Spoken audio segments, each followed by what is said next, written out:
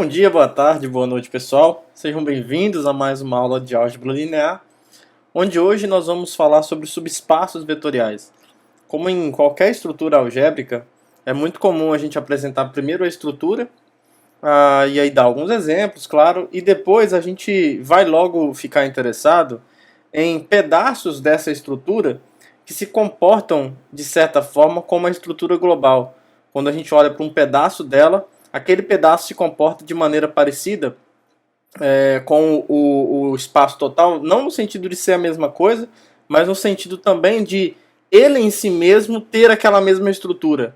E aí, por isso, o nome subespaço vetorial. Mas antes de falar sobre o que é um subespaço vetorial, a gente precisa definir o que é uma subtração de vetores. Na verdade, a gente não precisa especialmente disso para falar de subespaço vetorial, mas é uma noção básica dentro de um espaço vetorial e a gente não falou na primeira aula, até para não ficar muita informação, mas a noção de subtração já é bem parecida com aquilo que vocês imaginam, né? A ideia de subtrair dois vetores é você pegar um e somar com o inverso aditivo do outro.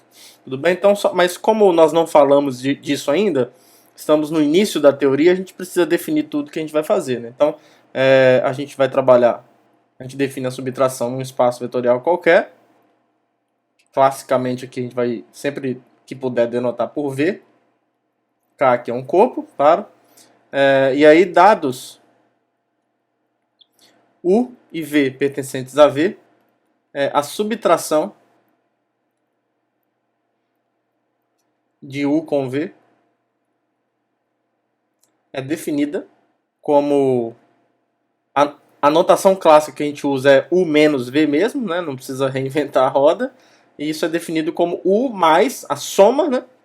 Que tem definida nesse espaço vetorial, U somado com o inverso aditivo de V. Então a gente define da maneira mais natural possível. Tá? Então isso para nós é o que nós vamos chamar de subtração de U com V. E essa subtração tem algumas propriedades que a gente vê elencado nessa proposição, que a gente prova rapidinho.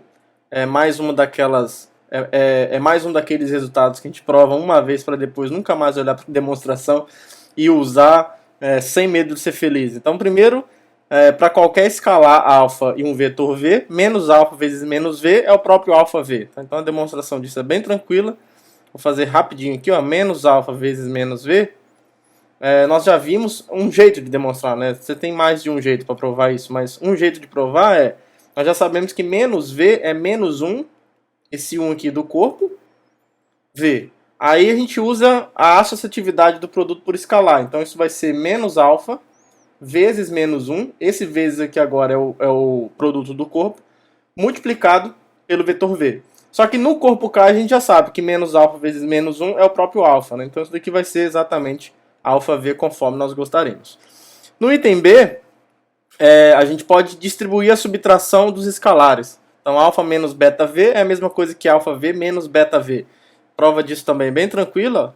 Alfa menos beta v, a gente já sabe que a subtração num corpo é definida da mesma maneira, né? É a soma com o inverso aditivo lá do corpo. Então é isso daqui, ó. Uma das propriedades de espaços vetoriais é que a soma nos escalares é distributiva. Então isso é alfa v mais menos beta v. O menos beta, deixa eu colocar separado aqui. Isso daqui vai ser igual, eu não lembro se a gente viu na aula anterior que menos beta vezes v é o menos tudo, beta v, eu não lembro se a gente viu, mas a gente faz de novo aqui se precisar. Alfa v, aí o menos beta, isso é a mesma coisa que o menos 1 vezes beta, lá no corpo K, aí multiplica isso por v, aí isso vai ficar alfa v, aí aqui você usa a associatividade do produto por escalar, então isso vai ficar mais menos 1 multiplicado por beta v, aí está somando com isso tudo, aí a gente já sabe que menos 1 vezes um vetor é a mesma coisa que o inverso aditivo desse vetor, certo? E aí alfa v mais o inverso aditivo de beta v é como nós definimos o alfa v, a subtração de alfa v com beta v, tudo bem? E o item C, a subtração ela é distributiva na subtração de vetores também, né? Não apenas nos escalares. Bem tranquilo, alfa u menos v, isso é por definição alfa u mais menos v, aí isso daqui vai ser alfa u mais alfa menos v, que a gente pode escrever assim, como alfa u mais alfa, Aí aqui tem um menos 1V, nós já vimos isso. Aí aqui a gente usa a associatividade, isso é alfa U mais alfa vezes menos 1, tudo isso multiplicado por V. Aí como no corpo o produto é comutativo, isso é a mesma coisa que alfa U mais menos 1 alfa V. Aí a gente usa a associatividade de novo, isso é alfa U mais menos 1 aqui fora, vezes o alfa V. Tudo assim. Aí a gente sabe que menos 1 vezes um vetor, isso é o inverso aditivo dele, então é mais menos o inverso aditivo. Aliás, mais o inverso aditivo, né? E aí, por definição de subtração, isso é alfa U menos alfa V. Tá? Então é só ficar brincando com as propriedades que a gente tem, que a gente consegue provar essa proposição, e aí agora a gente pode usar livremente quando precisar. Então agora a gente vai definir o que é um subespaço vetorial. Então um subespaço vai ser de um espaço vetorial, como o próprio nome sugere. Então o ambiente onde um subespaço vai viver é num espaço vetorial já estabelecido. E aí um subespaço vetorial de V primeiro tem que ser um subconjunto não vazio de V. Tá? Então seja um V um K espaço vetorial, e vou pegar um W, o subconjunto de V diferente de vazio. Então nós vamos dizer, a ideia de dizer que você tem uma subestrutura, em geral numa estrutura você tem operações, certo? E a ideia de você trabalhar com a subestrutura é você saber se dado um subconjunto ali dentro, para isso ser uma subestrutura, a ideia é que as operações que estão definidas no ambiente maior possam ser restritas a esse ambiente menor, de modo que com essa restrição, esse subconjunto com essas operações restritas formam a mesma estrutura, nesse caso aqui de espaço vetorial. Tá? Então nós vamos dizer que W é um K subespaço vetorial de V. Deixa eu dar um destaque aqui para essa nomenclatura. Então isso é um K subespaço vetorial de V. Se as operações de V podem ser restritas dessa forma aqui, ó. Que pega aqui um W1 e W1, W1 e W2 e leva em W1 mais W2. Esse mais aqui, ó, é a soma em V. Soma em V. E o produto por escalar, que eu vou denotar aqui restrito por W, restrito a W. Dessa forma, que pega um alfa e um W e leva em alfa vezes W. Aí só para destacar, esse alfa vezes W aqui, ó, isso aqui é o produto por escalar em V. Então a gente vai dizer que W é um subespaço vetorial de V se essas restrições estão bem definidas. Se, aliás, eu já coloquei o se, né? Se essas operações são operações bem definidas em W. E aí neste caso, né? Neste caso que você tem, neste caso, o W com essas restrições, essa é a ideia principal, né? O W com essas operações e restrições é um espaço vetorial. É um K espaço vetorial, né? Então a ideia é essa, uma subestrutura, um subespaço vetorial é um subconjunto de V que com as operações de V restritas a W, para isso fazer sentido, né? O W tem que ser fechado para soma e fechado para produto por escalar, e aí com isso ele em si mesmo é um espaço vetorial. Então é um espaço vetorial dentro do outro. Só que não é só apenas um espaço vetorial dentro do outro. Esse que está dentro, a operação dele é induzida pelas operações que estão no outro. Não é meramente um espaço vetorial dentro do outro, mas ele está dentro, e as operações que tornam ele um espaço vetorial são, na verdade, as operações de cima restritas a ele. Então, entre aspas, é a mesma operação. O que muda é o ambiente onde você está aplicando o domínio contra o domínio, mas a lei de formação, digamos, é a mesma. E aí uma proposição que é bem tranquila, que é a maneira mais comum que nós vamos destacar como que nós vemos um subespaço vetorial, é dada por essa equivalência. Tá? Então digamos que isso daqui resume bem o que um subconjunto precisa ter para que ele seja um subespaço vetorial. A gente mostra que W é um K subespaço vetorial de V se somente se essas três coisas ocorrem. O elemento neutro de V está em W, e aí o próprio elemento neutro de V vai ser o elemento neutro de W. Essas duas últimas condições têm a ver com o fato do W ser fechado para as operações definidas no espaço vetorial maior. Então a demonstração disso é bem tranquila. Essa ida aqui, ó, na verdade a volta, né? A volta é imediata. Bom, se o zero está em W, o W é diferente de vazio.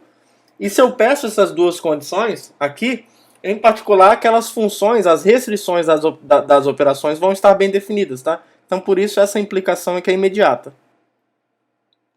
E essa implicação aqui, se eu chamar essa condição de 2 e essa condição de 3, e essa aqui de condição 1, só para a gente se comunicar melhor aqui, ó, isso daqui vai...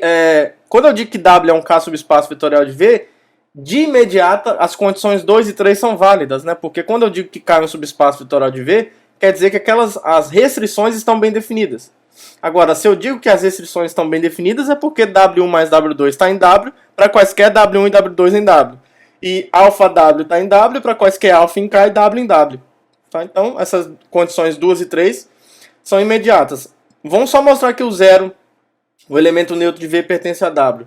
Isso aqui é tranquilo, porque olha só, quando eu digo que W é um subespaço vetorial de V, a gente sabe que o W é diferente de vazio, né? Deixa eu só escrever assim, né? 2 e 3 são imediatos do fato do W ser um subespaço vetorial. Agora, por hipótese, quando eu digo que W é um subespaço, o W é diferente de vazio, certo? O que implica a existência de pelo menos um W0 em W, certo? Agora, a ideia para mostrar que o zero está no W, no subespaço, é a gente mostrar que o menos W0 está aqui, e depois a gente pega os dois e soma. Isso aí vai dar zero. E como ele é fechado para soma, isso vai cair dentro do W. Certo? Então, como o menos 1 pertence ao corpo K, e o W é fechado para as operações, porque eu estou dizendo que o W é um K subespaço vetorial, então o menos 1 W0 pertence ao W, certo? Só que a gente já sabe que menos 1 multiplicado por um vetor é o inverso aditivo. Então o inverso aditivo de W0 pertence ao W. Agora, o W é fechado para soma, porque ele é um subespaço. Logo, o zero, que é W0, o zero de V, né? W0 mais menos W0, isso aqui pertence ao W. Tá? Então o 0V pertence a W, que era o que faltava a gente provar. Tudo bem? E aí tem como melhorar essa proposição um pouco mais, que é, na verdade, a gente concatenar essas duas condições aqui, ó, em uma só. Tá? Na verdade, a gente consegue mostrar que uma coisa é um subespaço vetorial somente se ele contém um elemento neutro, que é facilmente substituível por exigir que o W é diferente do vazio. E para quaisquer W1 e W2 em W em alfa e K, alfa W1 mais W2 pertence ao W. Isso aqui é uma maneira mais rápida de provar que coisas são subespaços vetoriais. É como se a gente mostrasse de uma vez só que ele é fechado para soma e fechado para o produto por escalar. Tá? É bem tranquila a prova. Vamos fazer aqui porque ela é bem útil. Nas demonstrações a gente vai usar bastante essa caracterização aqui de subespaços. Então a ida, por exemplo. Como o W é um subespaço vetorial de V, o zero, pela proposição anterior, né, nós já vimos que toda vez que o W é um subespaço, pela proposição anterior, segue que o zero de V pertence a W. Agora a gente já pode usar isso. Agora, vamos mostrar essa segunda condição. Vamos pegar W1 e W2 pertencentes a W, quaisquer, e um alfa pertencente ao corpo K. Então, assim, pela condição 3 anterior, já que W é um subespaço vetorial, temos, então, que o alfa W1 pertence a W, certo? Porque o alfa está no corpo K e o W1 está nesse subespaço. Então, ele é fechado para o produto por escalar. E o W2 está em W, certo? Agora, se alfa 1 pertence a W e o W2 pertence a W, o W é fechado para soma. Ele é um subespaço. Então, o alfa W1 mais W2 pertence a W. Certo? Então, isso mostra essa segunda condição. Para a volta, a gente vai mostrar que se essas duas condições são satisfeitas, então aquelas três condições da proposição anterior são satisfeitas. E, portanto, se essas três condições são satisfeitas, W é um subespaço. Bem tranquilo, ó. Se eu tenho essas duas condições, já temos, então, que o zero está em W, né? Já temos que zero pertence a W. A segunda condição que a gente precisa, que o W1 mais W2 pertence a W. para todos os elementos W1 e W2 em W. Bem tranquilo também, porque eu tenho algo bem forte, ó. Como alfa W1 mais W2 pertence ao W para todos alfa em K e esses dois caras, é só escolher o alfa igual a 1, por exemplo. Então, por hipótese, tomando alfa igual a 1, a unidade do corpo K, como se eu tomo W1 e W2 pertencentes ao W, então, pela hipótese, 1W1 mais W2 pertence ao W. Tá? Só que 1 vezes W1, eu estou no espaço vetorial. Isso é a mesma coisa que o W1 mais W2. Então, de fato, ele é fechado para soma. E para ser fechado para o produto por escalar, bem tranquilo também. É só fazer a escolha do W2 igual a 0, né?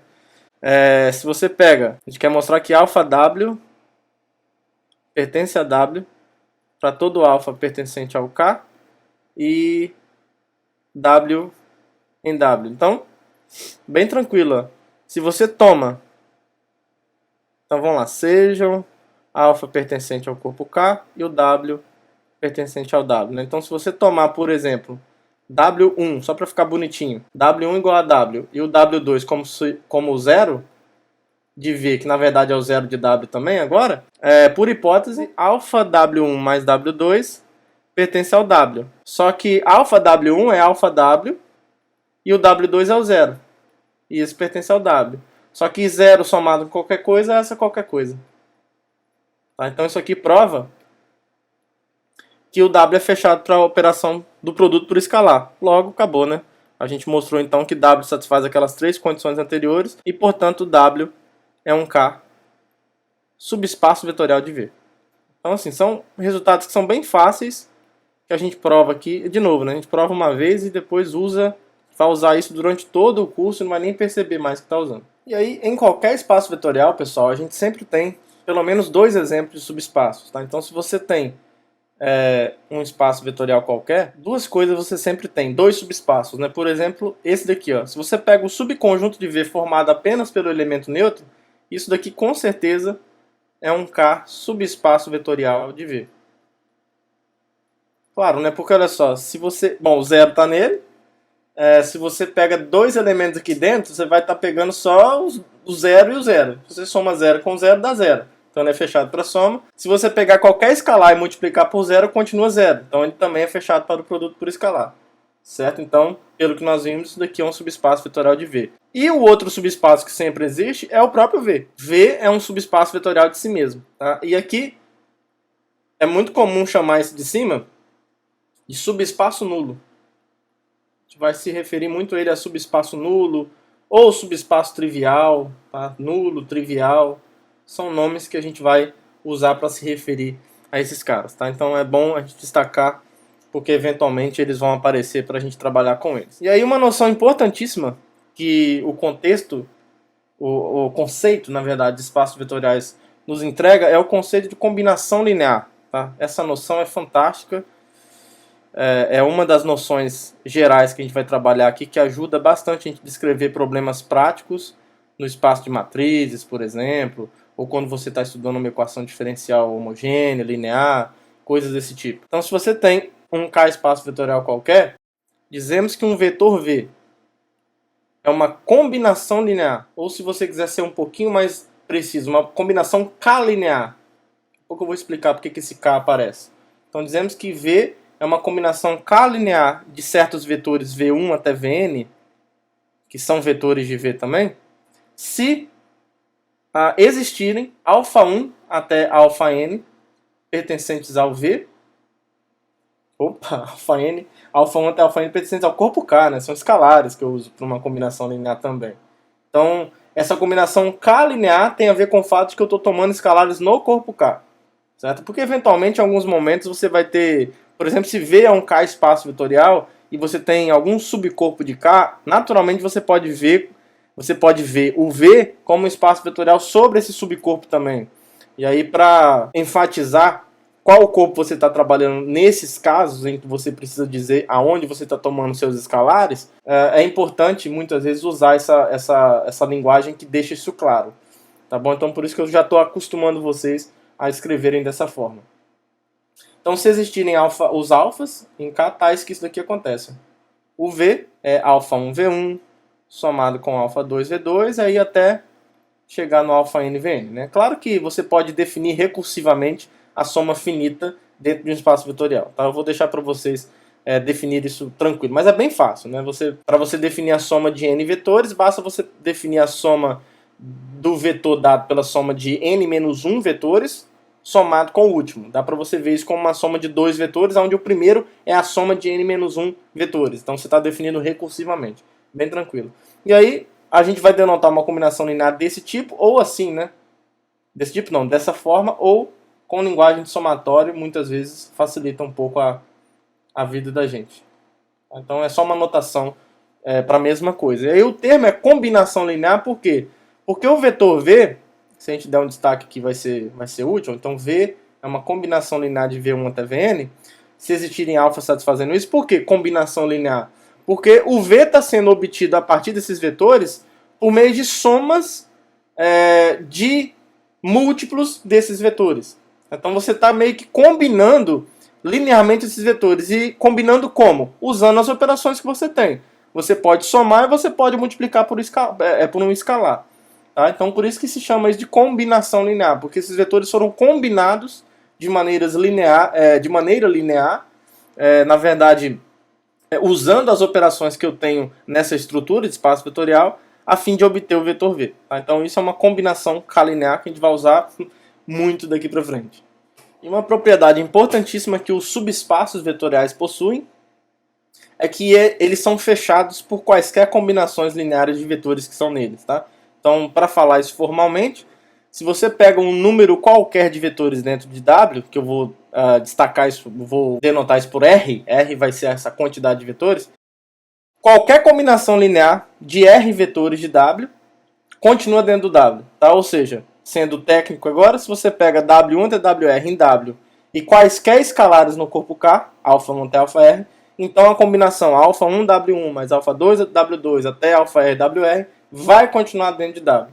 E a prova a gente faz por indução, sobre a quantidade de vetores que eu estou trabalhando. Tá? Então vamos operar. Operar não é uma boa palavra, né? Vamos trabalhar por indução sobre R. Então, assim, para R igual a 1 é trivial, porque nós já sabemos que não é que é trivial, mas é imediato, porque nós já sabemos que um subespaço vetorial é fechado para o produto por escalar. Né? Então, se o W1 pertence ao W e o α1 está em K, α1 W1 está em W. Com certeza, porque W é fechado para o produto por escalar. Então isso daqui é imediato. Certo? Agora então, a gente vai supor que o R é maior que 1. É bem tranquilo essa prova, tá? Supõe que o R é maior que 1 e que o resultado vale para o R menos 1. Né? Então, supor isso é a mesma coisa que supor que α1 W1 até αr menos 1 WR menos 1 pertence ao W, certo? Agora, como o αr pertence a K e o WR pertence ao W, deixa eu colocar uma vírgula aqui, ó, e W. Como a gente está no início do curso, eu vou tentar ser o mais detalhista possível aqui, tá, pessoal? E W é um K subespaço vetorial de V, então o αr WR pertence ao W, certo? Agora, de novo, né, como W é um subespaço, se eu pegar esse vetor que eu sei que está em W, α1 W1 até αr menos 1 WR menos 1, e somar com αr WR, ó, isso daqui está em W, por hipótese de indução, e esse daqui está em W por hipótese. Então, a soma de dois elementos dentro de um subespaço vetorial continua dentro de W. Tá? Agora, essa soma é precisamente a combinação linear original. É a combinação linear αi WI com I de 1 até R. Tá? Então, isso aqui pertence ao W, que fecha a demonstração dessa proposição. Tá? Então, qualquer subespaço vetorial é fechado para combinações lineares quaisquer de uma quantidade finita de elementos desse subespaço vetorial. E aí, seguindo um roteiro que a gente quase sempre faz no contexto de estruturas algébricas, a gente define a estrutura, depois define a subestrutura e dá alguns exemplos, e depois a gente está interessado em definir a subestrutura gerada por um subconjunto, porque não é todo subconjunto de um espaço vetorial que tem a estrutura de subespaço vetorial. É fácil você pegar exemplos na R2, na R3, é uma boa fonte de exemplos para ilustrar coisas desse tipo, de subconjuntos que não são subespaços vetoriais, né? Por exemplo, só para não ficar na abstração, se você pegar aqui no R2, por exemplo, se você olhar para o primeiro quadrante, ó, isso aqui é um subconjunto do R2 que não é um subespaço vetorial. Porque, por exemplo, se você pegar um vetor aqui, ó,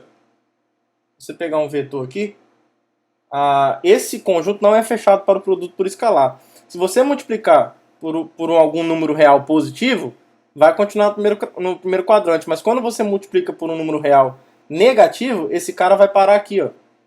O menos ele, por exemplo, vai parar aqui. Então ele não é fechado para o inverso aditivo, por exemplo.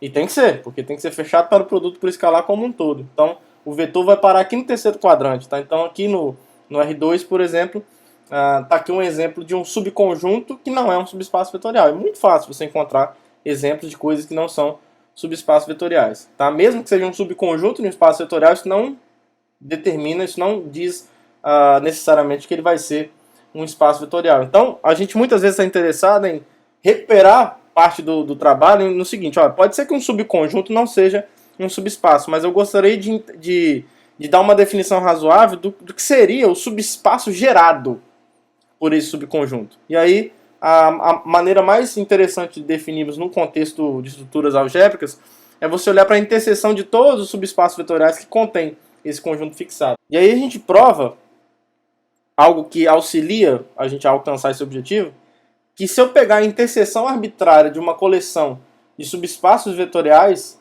isso continua sendo um subespaço vetorial. Tá? Então toda vez que você intersecta subespaços vetoriais, o resultado disso é um subconjunto do espaço vetorial que ainda é um subespaço vetorial. E não precisa ser uma interseção finita, pode ser uma interseção arbitrária. Tudo bem? Então, vamos provar esse resultado. Se eu tiver uma coleção qualquer de subespaços vetoriais de V, então a interseção é um subespaço. E aí é um subespaço. E aí a gente vai usar as ferramentas que a gente tem até agora. A gente já criou algumas, né? Então, primeira coisa, o zero está na interseção, né? Isso aqui é trivial, porque olha só. Como WI é um K subespaço, é um K subespaço. Às vezes eu vou omitir o termo vetorial, tá? Vou falar só K subespaço em alguns momentos. Então, como WI é um K subespaço de V para todo I, lembra que qualquer subespaço vetorial contém um elemento neutro, né? Então, o elemento neutro pertence ao WI para todo I pertencente ao I, né? Esse I maiúsculo é um conjunto de índices arbitrário. Então, isso aqui está me dizendo que o elemento neutro está na interseção. Tranquilo. Então o elemento neutro está ali. E aí agora a gente mostra que alfa U mais V pertence à interseção, que a gente já prova duas coisas de uma vez só. Para todos U e V pertencentes à interseção e alfa pertencente a K. Se a gente provar isso, a gente já mostra que ele é fechado para a soma e o produto de uma vez só, né? Então assim, é simples provar isso. Então se eu pegar, por exemplo, U e V na interseção e alfa em K, segue o que? Segue que U e V pertence ao WI, para todo I pertencente ao I, e como cada WI é um subespaço vetorial, o que vai acontecer? Ó? Alfa U mais V continua no WI, certo? Por conta do WI ser um subespaço vetorial. A gente está usando a proposição que a gente provou hoje já. Então, alfa U mais V pertence ao WI para todo I. Então, acabou. Muito fácil, né? Essa primeira parte é mamão com açúcar. Alfa U mais V pertence à interseção. Tá? Então, isso aqui prova. Acabou, né? Isso aqui prova, então, que essa interseção é um subespaço vetorial. Certo? Então, a gente já sabe que se eu tiver num espaço vetorial qualquer, a interseção arbitrária de subespaços continua sendo um subespaço vetorial. Então, quando a gente precisar usar isso, nós já temos e a gente vai usar agora. Sem mais delongas, se a gente estiver num espaço vetorial qualquer, eu quero definir o que é o subespaço gerado por um subconjunto. Né? Então, sejam V. um espaço vetorial e S um subconjunto qualquer de V, absolutamente arbitrário, certo? Então, para esse S, eu vou definir só uma notação aqui que nem é muito universal, tá? Mas motivado por algumas coisas que a gente faz em geometria algébrica, eu gosto dessa notação, que é o seguinte: eu vou definir a coleção, na verdade que é mais denote, mas tudo bem, defina V de S, é só uma notação, como sendo a coleção de todos os W, onde W é um subespaço vetorial de V, onde o S está contido em W. Ou seja, eu estou olhando para a coleção, eu estou olhando para a coleção de todos os subespaços vetoriais de W que contém S. Certo? E aí, o subespaço gerado, a gente define assim, ó, o K subespaço vetorial de V gerado por S é definido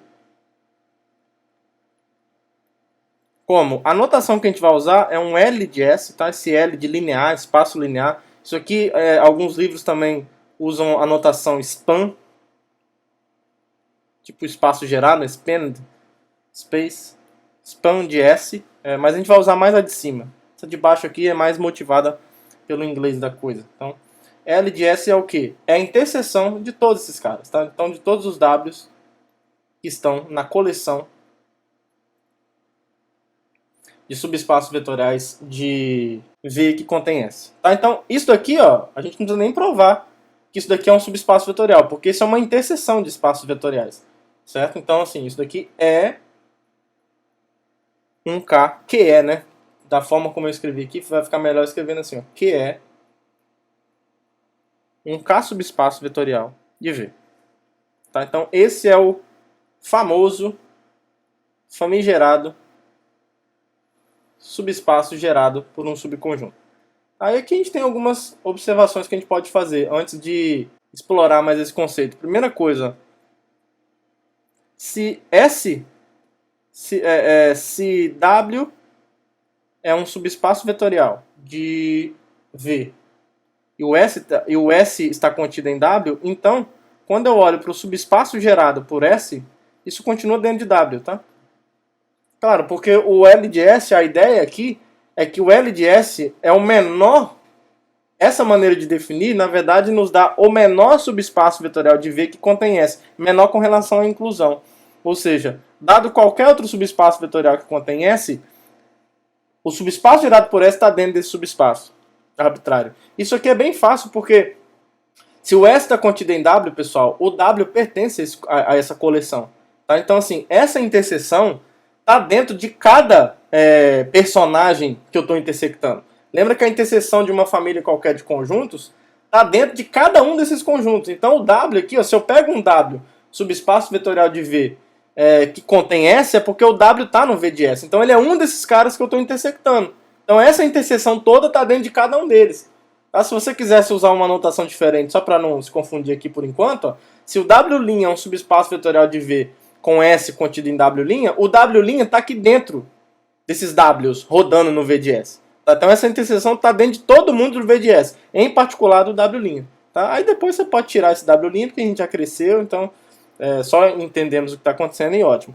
E em segundo lugar, uma observação interessantíssima é que isso daqui acontece, ó. O subespaço gerado pelo vazio. Por isso que eu não coloquei S diferente de vazio aqui, porque a gente pode falar do subespaço gerado pelo vazio, ele vai ser precisamente o subespaço nulo. Vai ser o subespaço nulo. Por que isso aqui acontece? Ó? Porque, na verdade, olha só, aqui eu vou verificar, né? Primeiro, é claro que o 0V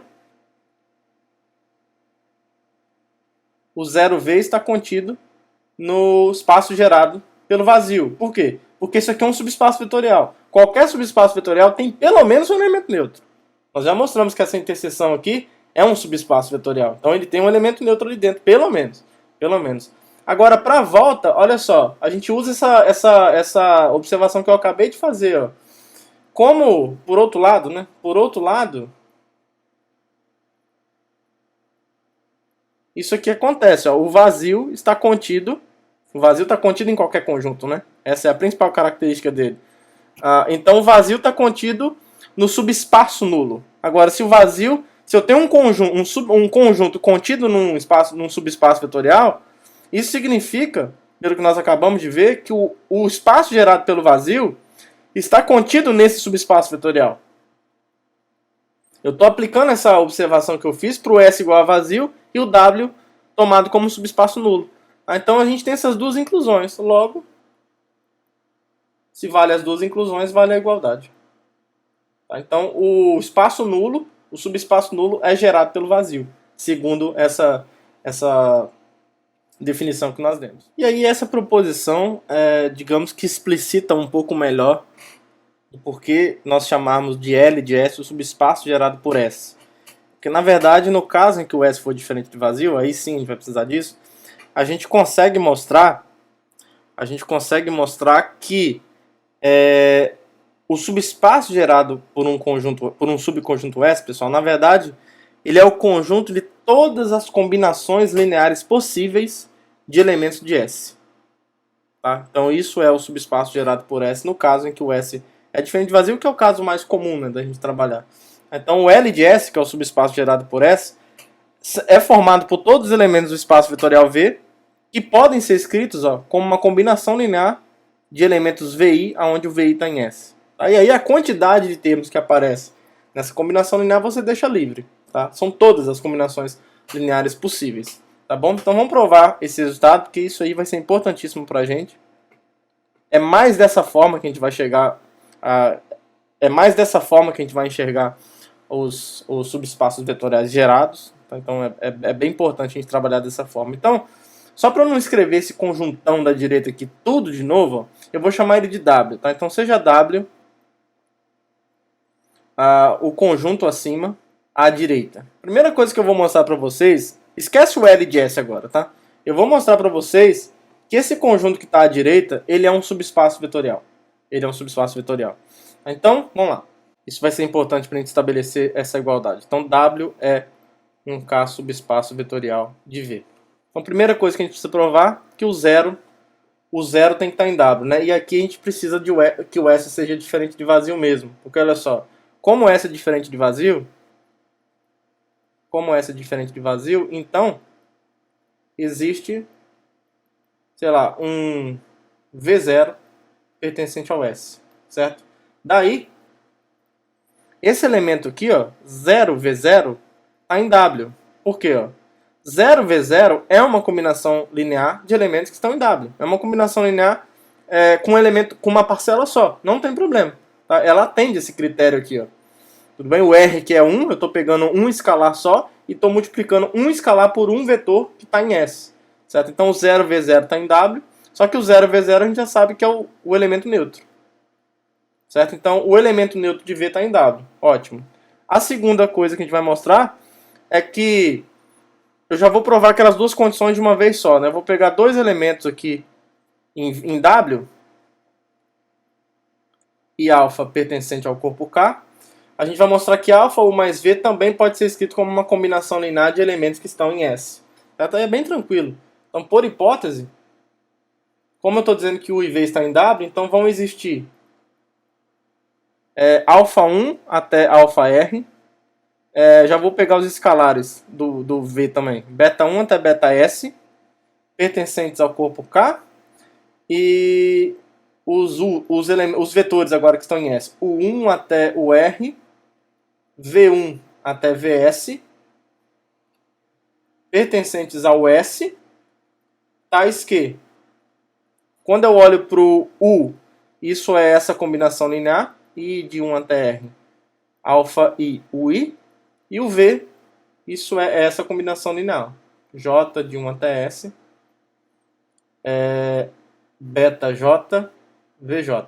Tudo bem?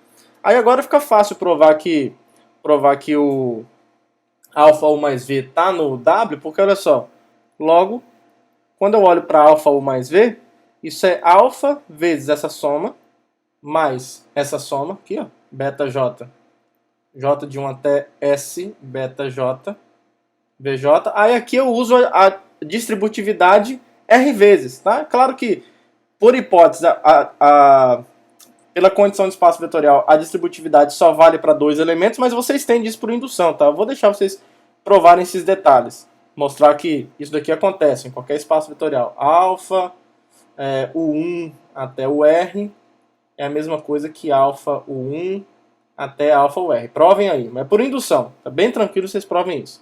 Onde alfa está em K e os U's estão em V. Isso sempre vale. Então, usando isso e usando a associatividade do produto, ó, alfa, alfa e UI é a mesma coisa que eu organizar assim, ó. A princípio isso ficaria assim, ó, alfa, alfa, UI, UI assim. Só que o produto é associativo, eu posso organizar assim logo que eu ganho um tempinho. Ó. Isso é alfa, alfa, UI, assim, UI. Alfa, alfa I, melhor dizendo, né, que está em K, UI que está em S. Somado com isso daqui, ó, J de 1 até S, beta J, VJ. Certo? Aí o que acontece, ó? Cada um desses elementos aqui pertence a S, e esses elementos aqui pertencem ao corpo K. Então, esse elemento que nós obtivemos, alfa U mais V, é uma combinação linear finita de elementos que estão em S. Então, por definição, isso está nesse conjunto W que eu defini ali em cima. Tá? Então, acabou. A gente provou que W é um subespaço vetorial de V. Agora, vamos considerar esse conjunto aqui, ó, que a gente já trabalhou com ele antes. Já deixei no Ctrl+C, Ctrl+V aqui para facilitar a vida da gente. Vou colocar ele bonitinho aqui, V de S. Aí deixa eu só trocar essa notação aqui. Só trocar aqui e colocar H, porque o W a gente já está usando para uma coisa específica, né? Vamos colocar a variável subespaço H aqui. H, certo? Só para a gente poder se referir ao L de S, né? Então sabemos, por definição, sabemos que o L de S é precisamente essa interseção aqui, ó, a interseção de todos os H's em V de S, certo? Aí, uma inclusão a gente consegue rápido aqui, ó, porque claramente o S está contido no W, né? Claramente o S está contido em W. O W é o conjunto de todas as combinações lineares possíveis dos elementos de S. Ó. Se você pega um V em S, 1 vezes V, que é o V, está no W, por definição. Isso é uma combinação linear de elementos de S, né? Cada elemento de S é uma combinação linear dele. Então, isso quer dizer que todos os elementos de S estão nesse conjuntão de todas as combinações lineares. Então, o S está contido em W. E aí, como o W é um subespaço, nós acabamos de mostrar isso, como o W é um K subespaço vetorial de V, então, nós já sabemos que o subespaço gerado por S vai estar dentro do W também. Então, essa é uma das inclusões que a gente quer, né? A gente quer igualdade. A gente quer igualdade. Agora, essa inclusão é um passo para atingir essa igualdade. Agora, o que a gente vai mostrar é que o W está contido em H para todo H pertencente ao V de S. Ou seja, o W está dentro de todos os subespaços vetoriais de V que contém S. É isso que a gente quer provar. Então isso daqui é simples porque, olha só, vamos pegar um H qualquer, seja H pertencente a V de S qualquer. Então, eu vou mostrar que o W está contido em H, né? Então vamos pegar um elemento V qualquer em W. Então, por definição de W, os elementos de W são as combinações lineares finitas de elementos de S, né? Então o que vai acontecer? Ó? Assim, existem R natural, alfas em K e V's em S, tais que o V é precisamente essa combinação linear aqui, ó, alfa I VI, certo? Beleza, agora esses V's estão em S, né? Então, olha só, como o H está em V de S, então o S está contido em H, certo? O que implica que V1 até VR pertence ao H. Só que o H é um subespaço, né? E como H é um subespaço vetorial de V, então nós já vimos hoje que qualquer combinação linear de elementos num subespaço continua nesse subespaço, né? Então essa combinação linear aqui, ó, I de 1 até R, alfa I VI, continua em H. Só que essa combinação é o V. Então isso implica que o V pertence ao H. Então o que nós fizemos? Pegamos um V em W qualquer e mostramos que ele está em H. Isso para qualquer H em V de S, né? Então essa afirmação está provada. Agora, como essa inclusão vale para todo H, então isso daqui acontece. Ó. Logo, o W, se ele está em todos os Hs, onde o H varia no V de S, ele está nessa interseção aqui. Ó. Só que essa interseção é justamente, por definição, o subespaço gerado por S. Então a gente conseguiu a outra inclusão aqui. Ó. A gente já tinha que o L de S estava em W, agora a gente conseguiu provar que o W está dentro do L de S. Portanto, o L de S é igual a W, que era exatamente o que a gente queria provar. Tá? Lembra que o W aqui é esse conjunto à direita. Então, proposição demonstrada, e agora a gente tem uma maneira mais razoável de apresentar o subespaço gerado, na verdade mais condizente com o nome que nós demos. Né? Por que gerado? É isso, ele é o subespaço gerado por S, porque na verdade quando S é diferente de vazio, que é o caso mais importante, ele é o subespaço obtido por todas as combinações lineares possíveis do S. Né? Em particular, claro, eu acho que eu esqueci de comentar isso, mas o S está contido no subespaço gerado por ele, né? Claro, porque ele está contido em cada pedaço. E aí a gente tem essa compreensão agora mais aprofundada do que é o subespaço gerado por um subconjunto do espaço vetorial. E ainda dentro desse contexto de espaços vetoriais, a gente vai dizer que um espaço vetorial ele é finitamente gerado quando ele pode ser gerado por um subconjunto finito. Essa vai ser uma classe importantíssima de espaços vetoriais que a gente vai estudar. São esses que a gente vai dar mais atenção no nosso curso. Tá? Então, vamos definir esse conceito. Seja V um K espaço vetorial. Nós vamos dizer, vamos definir o conceito então. Dizemos que V ele é um K espaço vetorial finitamente gerado. A novidade aqui é essa de conceito. Se existe um S contido em V, finito, tá? O V não precisa ser finito, mas o S finito, tal que o V é o subespaço gerado por S. Tudo bem? Beleza. Eu acho que um conceito interessante que nós poderíamos ter definido antes é o conceito de conjunto gerador, né? Eu acho que isso vale a pena a gente destacar aqui. Ó. Então isso aqui seria uma... Antes de definir o espaço ser finitamente gerado, a gente pode dizer o seguinte, ó. Dizemos que S contido em V é um conjunto gerador, ou K gerador, né? Para ser mais explícito. K gerador de V. Se V é o subespaço gerado por S. A gente vai estar muito interessado em buscar conjuntos geradores de dados espaços vetoriais, de um dado espaço vetorial. Então aqui está a definição de conjunto gerador, que é uma definição muito importante para a gente. E a segunda definição, agora sim, a definição de um espaço vetorial finitamente gerado, que é quando ele tem pelo menos um conjunto gerador finito. Tá? Então é basicamente isso que a gente está definindo. A gente está definindo o conceito de conjunto gerador e estamos definindo o conceito de espaço vetorial finitamente gerado. Temos alguns exemplos legais. Temos alguns exemplos legais de espaços finitamente gerados. Por exemplo, quando você pega um corpo K, e N natural, isso daqui acontece, ó, quando você define para cada aqueles vetores canônicos, né? Então, se você definir, por exemplo, EI como sendo 0, aí na iésima casa você coloca 1, aí 0 no resto, aqui só indicar, ó, iésima coordenada. Isso aqui para todo I de 1 até N, aqui eu estou trabalhando em KN, né? Só para deixar claro quantos elementos eu estou trabalhando. Então, se você tomar S como sendo o conjunto E1 até EN, isso daqui é um conjunto gerador do KN. Tá? Por exemplo, o ambiente mais natural onde a gente trabalha com isso no início é no RN, né? Então você considera os vetores canônicos do RN. Então, por exemplo, o KN é finitamente gerado. Certo? Isso daqui é um K espaço vetorial finitamente gerado. Tá? Um outro exemplo, espaço de matrizes. A gente pode considerar um K corpo, M e N números naturais, e você pode considerar para cada IJ,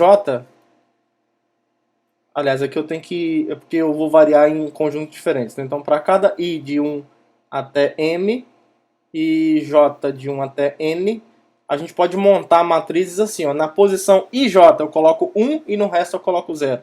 Então, a gente pode defina a matriz EIJ como sendo essa matriz. Eu vou colocar o termo geral com variáveis RS, tá? Então, com o termo geral ARS, onde o ARS é igual a 1 se o par RS for igual ao par IJ, ou seja, se o R for igual a I e o S for igual a J, e 0 do contrário, se o par RS for diferente do par IJ. Então, essa matriz EIJ, ela está basicamente fazendo isso daqui, ó. Só para visualizar melhor, tem 1 aqui na jésima coluna e na iésima linha, e 0 no resto, tá? Então, tá mais ou menos assim. Certo? Então é fácil mostrar que isso daqui, ó, esse conjunto de todas as matrizes canônicas, isso aqui é chamado de matriz canônica, tá? E e j com I de 1 até M e J de 1 até N. Bom, isso daqui claramente é um subconjunto do espaço de matrizes, M por N. Tá? E isso aqui é um conjunto gerador do espaço de matrizes. Tudo bem? Então, o produto direto finito Kn, né? Finito no sentido de ser uma quantidade finita do corpo K que eu estou multiplicando, pegando o produto cartesiano com ele mesmo. É um exemplo de espaço vetorial finitamente gerado e espaço de matrizes também. Então isso aqui é um conjunto gerador do espaço de matrizes. Qualquer corpo. É claro que onde a gente aplica mais isso aqui num curso introdutório de álgebra linear é no corpo dos reais, mas não fica mais difícil a gente fazer sobre um corpo qualquer, então está aqui apresentado o espaço de matrizes como um espaço vetorial finitamente gerado. E aí vamos ver alguns exemplos, pessoal, de espaços, de subespaços. Tá? Então, por exemplo, a gente pode tornar mais abrangente o conceito de reta em qualquer espaço vetorial. Tá? Quando a gente está no R2, por exemplo, o conceito de reta para a gente é o quê? Bom, você escolhe um vetor diretor, né, aquele vetor que dá a direção, e aí a reta gerada por ele são todos múltiplos desse cara. Né? Então a reta são todos os pontos que são múltiplos desse vetor. A gente pode fazer isso num espaço vetorial qualquer. Então a reta é um espaço vetorial. Se você pega um espaço vetorial arbitrário, se você escolhe um vetor V não nulo, né? Porque se você pegar um vetor nulo, quando você olha para os múltiplos dele, continua sendo o vetor nulo, né? Então isso não gera uma reta, na verdade. Então para cada V em V, o subespaço gerado por V, que é isso daqui agora, a gente sabe disso, né? Pela proposição, são todas as combinações lineares de V, né? Eu acho que eu esqueci de definir essa notação. Quando a gente tiver um espaço vetorial finitamente gerado, eu vou fixar essa notação que é importante. Ó. Então, se for possível escrever o S de maneira finita, assim, ó, S de V1 até Vn, a gente vai denotar o L de S e a gente vai ignorar os parênteses, tá? Então denotamos o L de V1 até Vn como sendo o subespaço gerado por V1 até Vn. A gente denota isso como sendo o L do subespaço gerado pelo conjunto. Tá? Então é a mesma coisa, só para a gente eliminar esses parênteses sem necessidade. E aí, pela proposição, isso daqui é o conjunto de todas as combinações lineares possíveis desses vetores.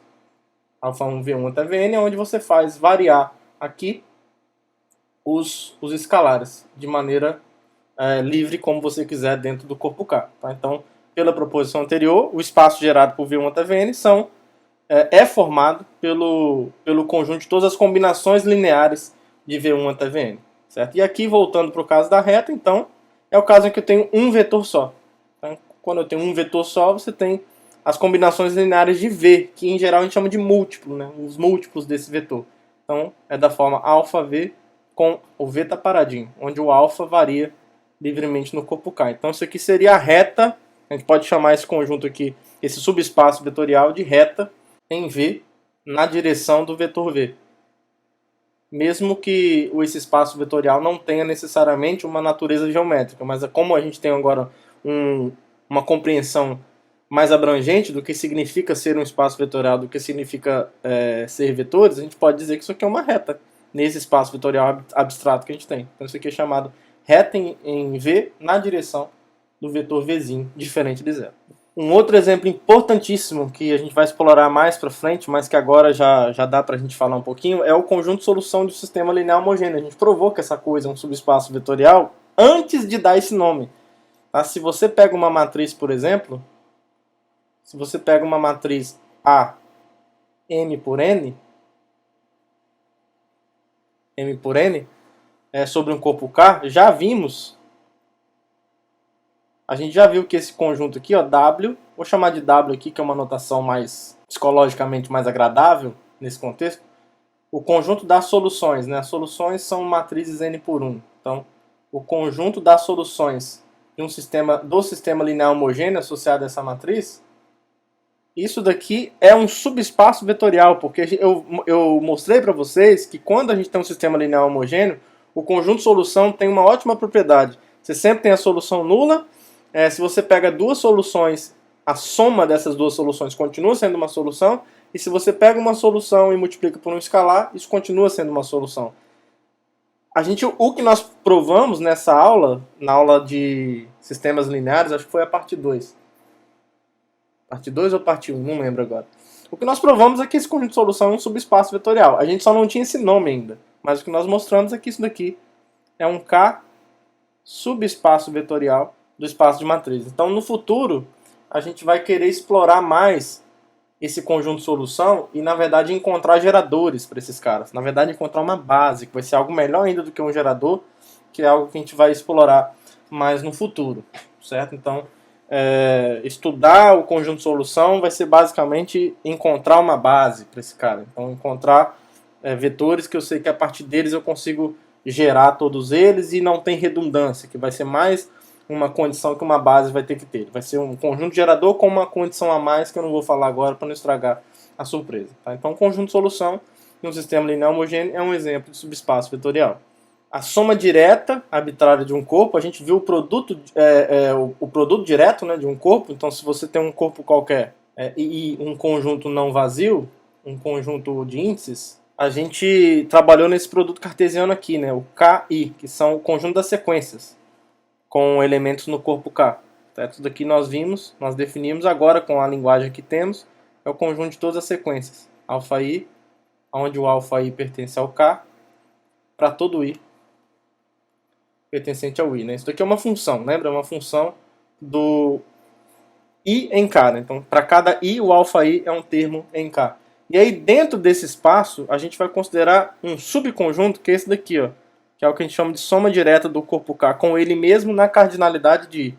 Então considere K, para diferenciar esse subespaço, a gente vai ver que é um subespaço, né? Do anterior, a gente vai colocar um parênteses entre o I aqui, ó. A gente vai considerar todos os alfa, eu vou colocar assim, ó, alfa pertencente ao produto cartesiano, tal que o suporte de alfa, lembra que o suporte de um elemento de uma sequência desse tipo é o subconjunto do conjunto de índices para os quais, para esse subconjunto, os alfa i's são diferentes de zero. Esse suporte é finito. Então a gente está olhando basicamente, isso aqui vai ser importantíssimo para a gente depois, para estabelecer alguns resultados. A gente está olhando para todas as sequências daqui, onde o número de elementos não nulos dessa sequência é finito. É finito. Ou seja, a maioria dos caras são iguais a zero. Só uma parte finita, no máximo, de elementos que eu tenho diferente de zero. Então, bom, isso daqui a gente mostra que é um subespaço vetorial do produto cartesiano. Tá? Esse daqui é chamado soma direta e esse daqui é produto cartesiano. Beleza? Então vamos lá. Ó. Lembra qual é o zero desse espaço vetorial? É a sequência nula, né? É a sequência onde alfa i é igual a zero para todo i. Então a gente tem que mostrar que essa sequência nula pertence a esse cara, mas isso aqui vai ser bem fácil, né? Então assim, vamos lá, deixa eu colocar uma cor diferente aqui para a gente dar um destaque maior. Então o zero do espaço vetorial KI pertence à soma direta. Isso aqui é bem tranquilo porque o suporte desse cara é vazio. Então, note que o suporte do zero desse espaço vetorial, isso aqui é a sequência nula. Então, qual é o subconjunto aqui? Ó? Se você olhar para o conjunto I pertencente a I para os quais o iésimo termo disso daqui é diferente de zero? Não tem ninguém, porque todos os termos da sequência são iguais a zero. Tá? Então, se você chamar aqui de A0KI, assim, ó, e de I, a iésima coordenada dessa sequência, se você olhar para esse conjunto, ele é vazio. Ele é vazio, porque não tem nenhum I pertencente a I para o qual o zero é diferente de zero. Isso aqui é vazio. Então, como ele é vazio, ele é finito. O conjunto vazio é finito. Note que isso daqui é finito. Então, por definição, isso vai implicar que o zero do produto cartesiano pertence à soma direta do corpo K com ele mesmo na cardinalidade do conjunto I. Então, isso daqui vale, que é uma das condições que a gente precisa para ser um subespaço. Aí agora a gente mostra que se eu pegar U e V na soma direta e alfa pertencente ao corpo K, a gente podia trocar a notação, né? Que eu usei alfa para a sequência. Vamos mudar essa notação para ficar um pouquinho mais confortável. Pronto, coloquei V. Sequência VI, e aí a gente deixa o alfa para os nossos escalares, fica melhor. Então, se eu pegar U e V na soma direta, o que vai acontecer? A gente tem que mostrar que o suporte de alfa U mais V é finito. Então, olha só. Eu afirmo para vocês que isso aqui acontece. Ó. O suporte de alfa U mais V vai estar contido no suporte de U unido com o suporte de V. Se a gente provar isso, acabou. Porque esse suporte aqui é finito, porque o U está na soma direta. Esse suporte aqui também é finito, porque o V está na soma direta. Então, como isso daqui vai estar contido em algo que é finito, esse daqui vai ser finito por transitividade. Então, se você pegar um I qualquer, pega um I qualquer no suporte aqui, ó. Suporte de alfa U mais V. Então, isso quer dizer que o iésimo termo dessa sequência é diferente de zero, certo? Só que o iésimo termo dessa sequência é o quê? A gente é o alfa, o I, pela definição da soma e produto usuais de funções, produto por escalar. Isso aqui é exatamente alfa UI mais VI. E isso é diferente de zero. Certo? Só que se isso daqui é diferente de zero, pessoal, necessariamente isso daqui acontece. Ó, ou o I é diferente de zero, ou o VI é diferente de zero. Podendo acontecer as duas coisas. Mas, porque olha só, se o I é zero e VI é zero, alfa zero mais zero é zero. Tá bom? Aqui é o zero do vetor, é o zero do espaço vetorial V, né? Aqui também, não é o zero do corpo, não. Aqui é o zero do espaço vetorial também. Isso. Só porque eu convencionei que quando eu não colocar o índice, eu estou falando do zero do corpo, né? Mas aqui é o zero do espaço vetorial. Então, se isso daqui é diferente de zero, não pode acontecer desses dois vetores serem nulos ao mesmo tempo. Então, um dos dois tem que ser diferente de zero. Pode acontecer dos dois serem diferentes de zero, mas pelo menos um dos dois tem que ser diferente de zero. Agora, se o I é diferente de zero, então o I, por definição, está no suporte da sequência U. Ou, se o VI é diferente de zero, o I está no suporte da sequência V. Agora, isso aqui está me dizendo que o I está na união desses dois suportes. Tá? Então, essa inclusão foi demonstrada. Essa inclusão foi demonstrada e acabou, né? Como essa inclusão foi demonstrada, voltando aqui, como esses dois suportes são finitos, o suporte da sequência 1 e o suporte da sequência V são finitos, então a união dos dois é finito, e isso implica que o suporte de alfa U mais V que está contido nessa união também é finito, o que vai implicar então que alfa U mais V pertence à soma direta. Tá? Então isso daqui prova que a soma direta é um subespaço vetorial do produto direto, vamos dizer assim, né? Ou do produto cartesiano, do espaço vetorial dado pelo produto cartesiano total, onde você considera todas as sequências sem nenhuma restrição. Tá? Então a gente vai usar essa soma direta mais para frente para trabalhar um pouquinho com a noção de gerador, base. Isso vai ajudar a gente a conhecer um pouco mais do comportamento desses conceitos. E para justificar um pouco a gente falar de espaços vetoriais arbitrários de maneira mais concreta, é interessante a gente olhar para ambientes que não tem apelo geométrico e ainda assim a gente pode olhar para esses ambientes como espaços vetoriais. Tá? E olhar para subespaços bem interessantes. Por exemplo, a gente pode fixar um intervalo da reta. Vou pegar um intervalo aberto. Pegar um intervalo aberto da reta e aí eu posso considerar o conjunto das funções, todas as funções de I em R. Lembra, a gente definiu isso como sendo o conjunto de todas as funções desse intervalo em R.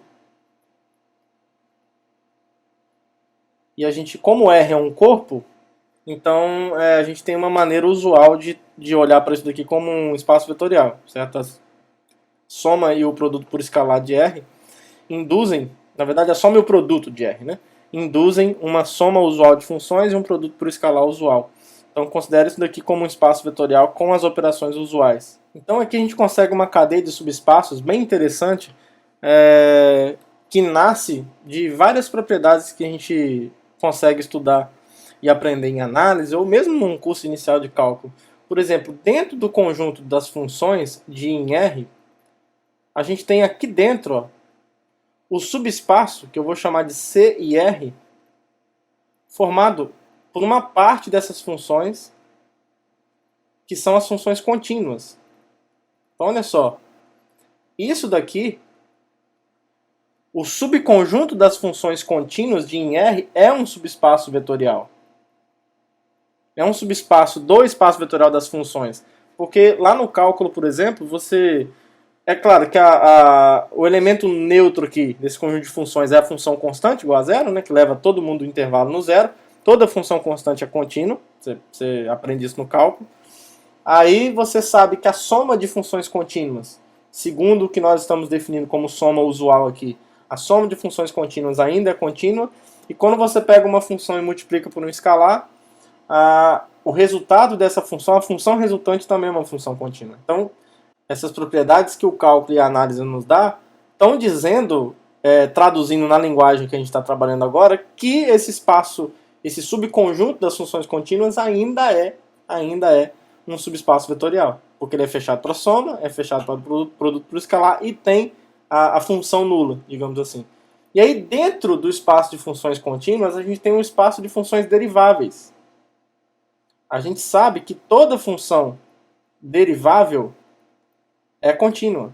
Tá? Então, se eu pegar f de I em R tal que f é derivável, isso daqui é um subespaço do espaço de funções contínuas, porque ó, a função constante igual a zero, que é o elemento neutro, ela é derivável, toda função constante é derivável, a soma de funções deriváveis ainda é derivável, e se você pega uma função derivável e multiplica por um escalar, isso continua sendo derivável. Tá? Então, isso daqui é um subespaço das funções contínuas. Aí dentro das funções deriváveis, você pode olhar para as funções polinomiais. Se você pega uma função polinomial definida no intervalo, né, onde a escrita dela é polinomial, a gente sabe que toda função polinomial é derivável.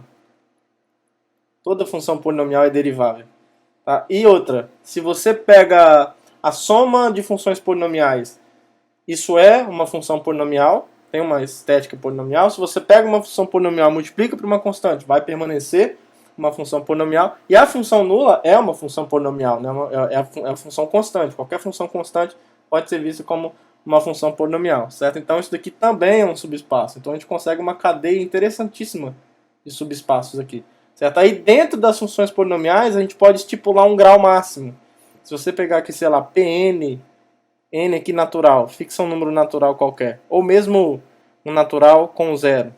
Pega o z mais aqui. Pn de em R, onde o f... Deixa eu colocar aqui, ó. F é uma função polinomial, onde o grau de f... Eu vou colocar não nulo aqui primeiro, para a gente poder falar no grau. Zero aqui é o zero do espaço de funções polinomiais, tá? É o polinômio nulo. E aí eu estou pegando f diferente de zero, onde o grau de f é no máximo n. Deg aqui é degree, né, de grau da função polinomial. E aí eu vou unir com o zero aqui. Só para a gente poder falar do grau. Então isso daqui também é um espaço, é um subespaço vetorial disso, porque aqui a gente precisa colocar o menor ou igual, porque quando você pega duas funções polinomiais, Se você somar as duas, pode ser que o grau caia, tá? Então, assim, se você pega dois polinômios, por exemplo, de grau 3, dependendo de como são esses polinômios, se um, por exemplo, tiver grau 3 e no último coeficiente tiver x ao cubo, 1 vezes x ao cubo, e o outro for um polinômio que termine em menos x ao cubo, quando você somar os dois, vai cair o grau, porque esse fator x ao cubo vai sumir. Então o grau pode cair quando você soma. Ele não tem como aumentar, mas cair ele pode. Então por isso que a gente precisa colocar esse menor ou igual, porque senão isso não seria fechado para soma. Então é um detalhe que a gente precisa. Então com isso você tem aqui um subespaço também. Certo? Então olha só, você tem uma cadeia de subespaços vetoriais, um dentro do outro, de espaços vetoriais cujos elementos não têm uma natureza geométrica intrínseca. Né? Você pensar em funções de maneira geométrica, os elementos, né? Uma função você pode pensar no gráfico da função, mas aí é outra coisa. O gráfico da função não é a função. Você olhar para as funções em si, esse espaço não tem uma geometria natural. Mas mesmo assim, ainda que esse espaço não tenha uma geometria natural, como a gente tornou mais abrangente o conceito de espaço vetorial, esses ambientes que não têm uma geometria natural podem ser vistos como espaços vetoriais e os seus elementos podem ser vistos como vetores também. Então isso é muito legal, muito interessante, e não apenas interessante, as pessoas trabalham firme com esses espaços vetoriais que eu acabei de falar para vocês, isso modela problemas da vida real, galera de equações diferenciais e esse povo todo aí trabalha com isso, fazem coisas fantásticas com isso, e isso traz resultados práticos para a nossa vida. Então não é mera viagem, não é só um mero prazer teórico de trabalhar com essas coisas, mas isso realmente tem várias aplicações importantíssimas para a nossa sociedade. E para fechar, ainda dentro da análise, a gente pode pensar num conjunto de solução. Se você nunca viu equação diferencial na vida, EDO, você pode pular esse exemplo, não tem problema. A gente não vai usar isso durante o curso. Eu só quero apresentar esse exemplo para tentar convencer vocês mesmos, mesmo que ambientes que não têm uma geometria muito natural se aproveitam da linguagem de espaços vetoriais para poder estudar os seus problemas. Então, por exemplo, a gente pode considerar uma equação diferencial de segunda ordem, homogênea e linear,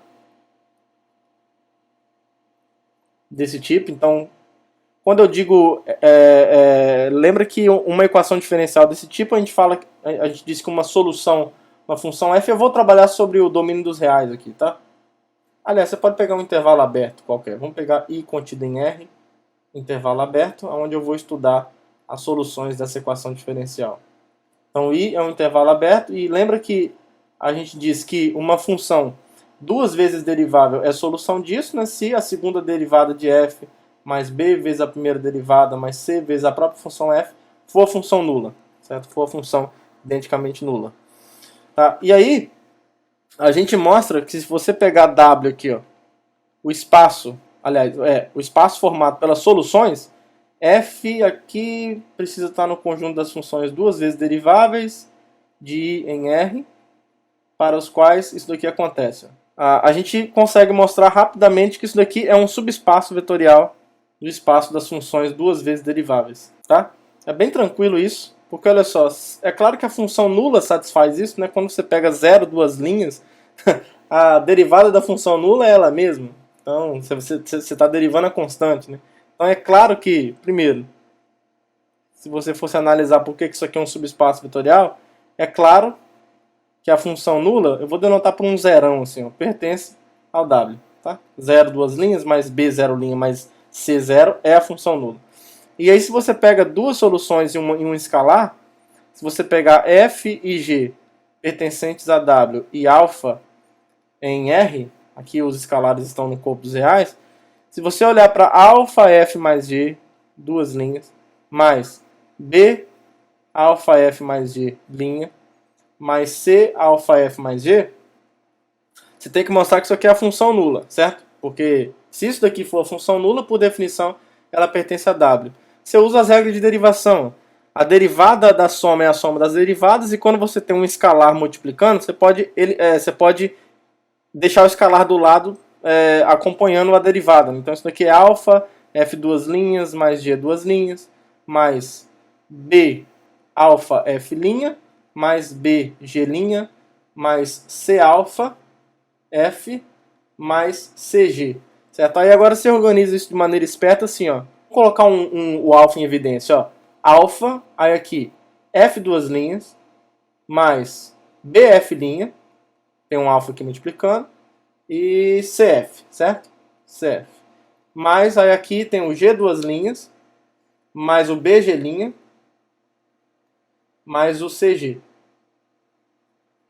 Aí isso aqui vai ser alfa vezes. O F não é uma solução da equação diferencial?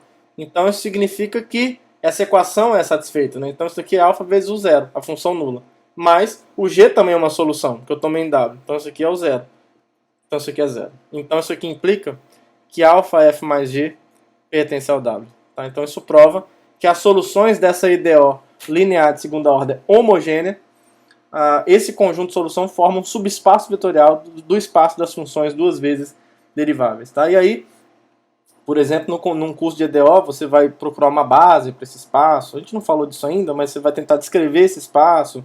Aí, nesse caso específico, você usa a equação característica, né, para encontrar duas soluções que não têm relação entre si, que eu não quero falar o termo ainda para não entregar o ouro, para a partir dessas duas soluções escrever uma solução geral para essa equação. Então, é fantástico como que o conceito de espaço vetorial, de subespaço vetorial, ajudam a compreender o estudo de soluções de equações diferenciais que essas soluções vivem num ambiente que não tem uma geometria natural, mas ainda assim a linguagem que os espaços vetoriais provê ajuda a compreender os problemas internos dessa área. Então isso é fantástico.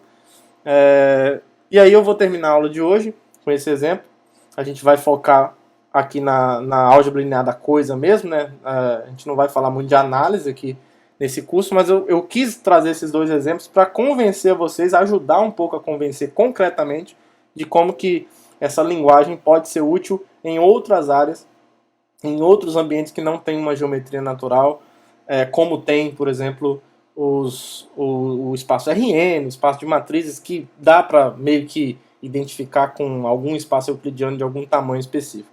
Tá? Mas espero que vocês tenham gostado, que todos tenham um bom dia, uma boa tarde, boa noite, um abraço para todo mundo e até a próxima aula. Tchau, tchau.